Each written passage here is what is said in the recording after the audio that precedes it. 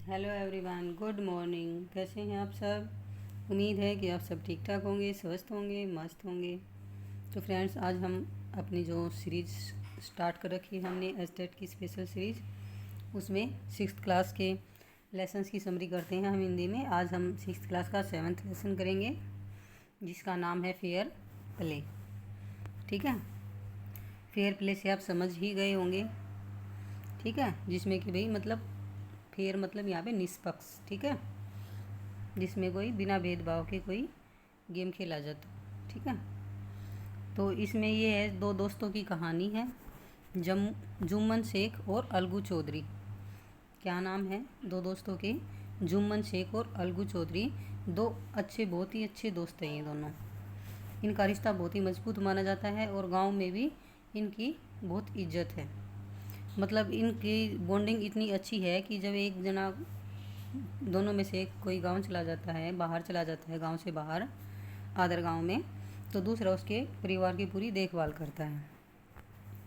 ठीक है, अब क्या है, जो ये जुम्मन है, इसके एक बूढ़ी आंट है, मतलब एक चाची है इसकी, और चाची के पास कुछ संपत्ति है। और चाची ने क्या किया है, उस अपनी संपत्ति को जुम्मन के नाम कर दिया है। और जुम्मन से ये एग्रीमेंट लिया है कि भाई जब तक ये हमारे साथ रहेगी और इसकी देख रेख, इसका खाना पीना हम करेंगे।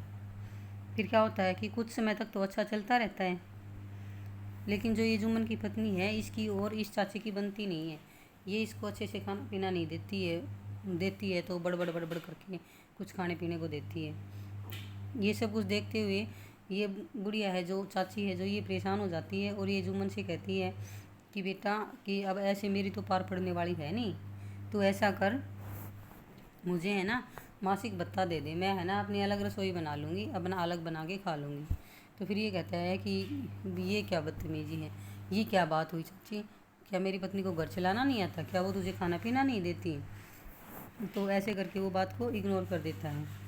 लेकिन अब बुढ़िया है, कितने दिन सब्र करेगी, कितने दिन सहेगी? सहने की भी तो कोई लिमिट होती है ना।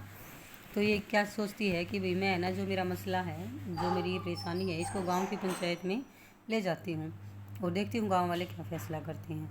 तो ऐसा सोच के वो गांव वालों के सामने अपनी बात रखती है। तो क्या होता है, कोई तो उसकी बात को हंसी में उड़ा देता है, कोई उसके प्रति सहानुभूति दिखाता है कि देख, बुढ़िया है, अपनी सारी संपत्ति भी इसके नाम कर दी, अब ये इसको अच्छे से रोटी पानी भी नहीं दे रहा, अच्छे से नहीं रख रहा। कोई मजाक में उड़ा देता है। ऐसा चलता है। फिर ये क्या करती है कि जुम्मन का जो दोस्त है अलगू, उसके पास चली जाती है और अपनी सारी कहानी उसे बताती है कि बेटा ऐसे ऐसे ये मेरे साथ हो रहा है और तू अब मुझे इस चीज़ में न्याय दिला दे। फिर ये कहता है कि चाची, तुम तो जानती हो कि जुम्मन मेरा सबसे अच्छा दोस्त है, मैं उसके खिलाफ़ कैसे कुछ कह सकता हूँ, कैसे कुछ बोल सकता हूँ। फिर ये कहती है कि बेटा, दोस्ती अपनी जगह होती है और सच्चाई अपनी जगह होती है। क्या तुम्हारा ज़मीर है, तुम्हें इस बात के लिए गवाही नहीं देता कि भाई किसी के साथ कुछ गलत हो रहा है तो तुम्हें उसके लिए आवाज़ उठानी चाहिए, तुम्हें बोलनी चाहिए? इस पर अलगू उसे तो कुछ कहता नहीं है, लेकिन उसकी जो अंतरात्मा है उसे झंझोरती है कि जो चाची कह रही है वो सही कह रही, चाची के साथ गलत हो रहा है, चाची के साथ न्याय होना चाहिए। फिर क्या होता है, एक शाम को बरगद के पेड़ के नीचे एक पंचायत बुलाई जाती है और उसमें अलगू को चाची सिलेक्ट करती है। शायद इस गांव का कुछ ऐसा रूल है कि आप किसी को भी अपना फैसला मतलब हेड बना के वहाँ पे खड़ा कर सकते हो कि भाई अब मेरे जो समस्या है उसका समाधान ये सुनाएगा। तो चाची वहाँ अलगू को कहती है कि भाई जो पंचायत का फैसला हो वही हम मानेंगे, क्योंकि पंचायत में भगवान, पंचों के दिल में भगवान का वास होता है। ऐसा सोच के ये पंचायत में जाते हैं सब। फिर अलगू जुम्मन को खड़ा करता है और उससे कहता है कि भाई तुझे क्या कहना है इस बारे में, तुझे क्या कुछ बोलना है? फिर अब जुम्मन खुश है कि अलगू तो मेरा दोस्त है, ये तो मेरे खिलाफ़ कुछ बोलेगा ही नहीं, इसको ऐसी फीलिंग आ रही है। लेकिन ये खड़ा होता है और फिर कहता है कि भाई ये मेरी चाची हैं और इसने संपत्ति मेरे नाम कर रखी है, और भाई मैंने इसको कहा था कि ये मेरे साथ रहेगी, इसका खाना पीना मैं करूँगा, लेकिन अब ये मुझसे मासिक भत्ता मांग रही है, ये तो कोई सही बात नहीं है, इसे कोई मासिक भत्ता नहीं मिलेगा, बस मुझे यही कहना था। ये सब कुछ कह के ये बैड मतलब एक साइड हो जाता है।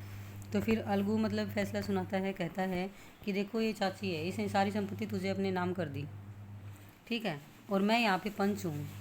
कि पंच के लिए ना कोई दोस्त होता है ना कोई रिश्तेदार होता है, ठीक है, उसे सिर्फ न्याय करना होता है और न्याय करना ही उसका अधिकार होता है। अब मेरे लिए जैसे चाची, वैसा ही जुम्मन जैसा जुम्मन वैसी ही चाची, मेरे लिए इन दोनों में कोई फ़र्क नहीं है। लेकिन जब जो पंचायत का फैसला होता है तो ये कहता है कि भाई तुम चाची के साथ गलत कर रहे हो, या तो तुम्हें उसे अच्छे से खाना पीना देना चाहिए, या फिर तुझे मासिक भत्ता देना पड़ेगा चाची को। इस बात पे मतलब सभी पंचों का यही फैसला होता है। अब चाची तो खुश हो जाती है, लेकिन जो जुम्मन है वो अलगू को अपना शत्रु मानने लग जाता है, दुश्मन मानने लग जाता है कि इसने भाई इसकी हिम्मत कैसे हुई, इसने मेरे खिलाफ कैसे कोई डिसीजन ले लिया। ऐसा कुछ होता है। अब कुछ समय बीतता जाता है, दोनों एक दूसरे से बात करना छोड़ देते हैं, दोनों एक दूसरे से नाराज़ रहते हैं, मतलब दोनों एक दूसरे के दुश्मन बने। दोनों तो क्या बन गए हैं भाई, जुम्मन ही बना है। जुम्मन ही सोच रहा है कि ये मेरा दुश्मन है, इसने मेरे पक्ष में डिसीजन नहीं लिया। फिर क्या होता है, ऐसे ही कुछ चलते चलते एक बार क्या होता है, जो अलगू है इसके पास 2 बैलों की जोड़ी है, ठीक है। और इसकी जो बैलों की जोड़ी है वो उसमें से मतलब एक बैल मर जाता है। यह बैल मर गया तो ये दूसरे को बेच देता है, जिस साहू नाम के आदमी को ये बेच देता है।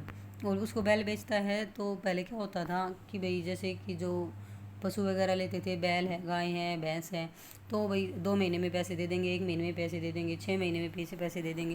पहले कुछ ऐसे चलता था, ये नहीं कि भी हाथों हाथ या 2-4 दिन के अंदर पैसे दे दिए।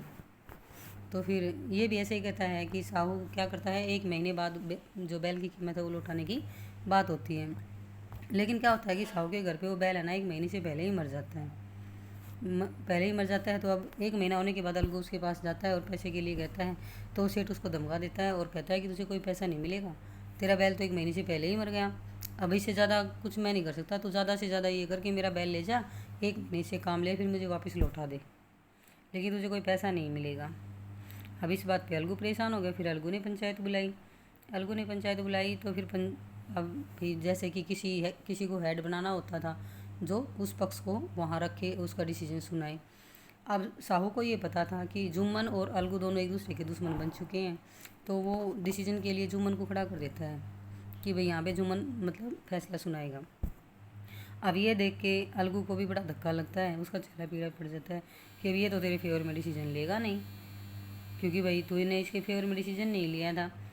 अब उसको वहाँ बिठा देते हैं, लेकिन जो मतलब ऊपर जो ऊंचाई पर बैठता है जो पंच, वहाँ पे जाके ये जुम्मन बैठ जाता है। और ये जब सारा सुनता है, सारी अलगू की और साहू की बातें सुनता है, तो इसकी जो अंतरात्मा है, जो इसका दिल है, उसे जकूरता है कि तू यहाँ न्याय के लिए बिठाया गया है, न्याय करना ही तेरा अधिकार है, यहाँ पे कोई दोस्त और दुश्मनी नहीं चलेगी।